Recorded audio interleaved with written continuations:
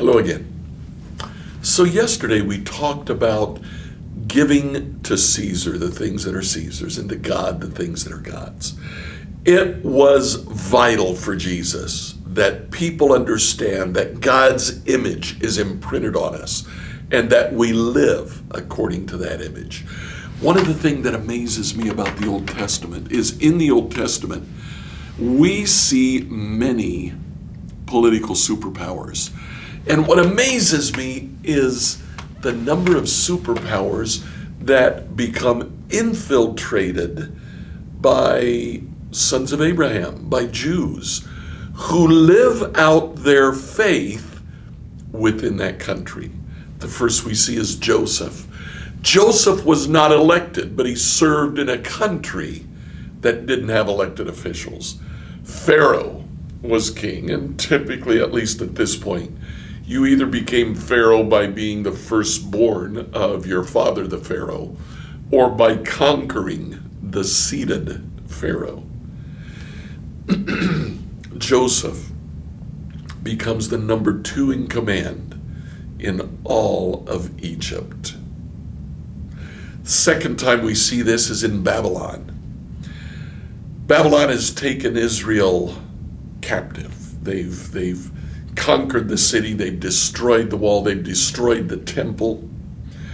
Then they begin to deport key leaders of Israel so that Israel can't rise again. One of those leaders, Daniel. And through a series of miraculous dream interpretations foretelling the future, Daniel becomes second in the kingdom only to the king of Babylon.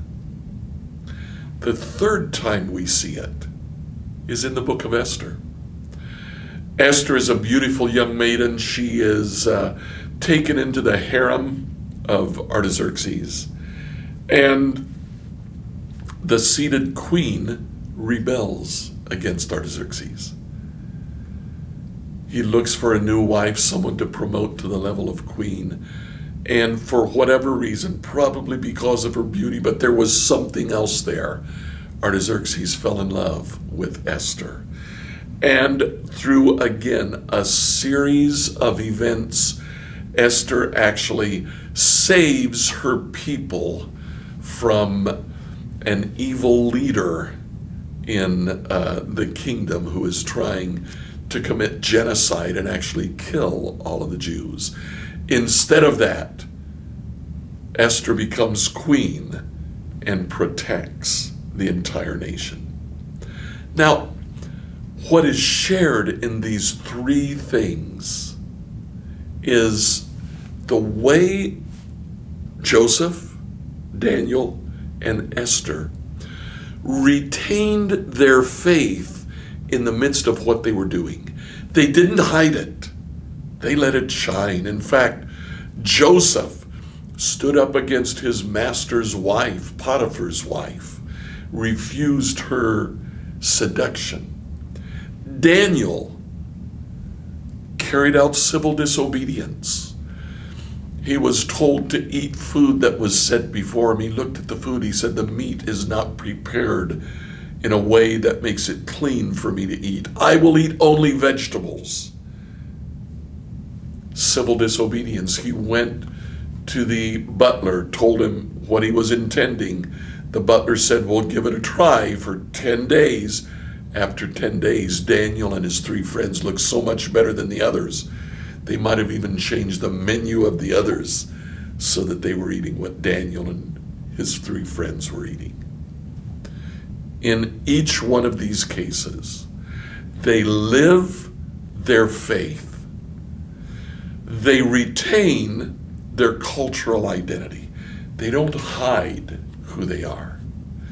Now, in stark contrast to this is the northern kingdom that was deported by the nation of Assyria.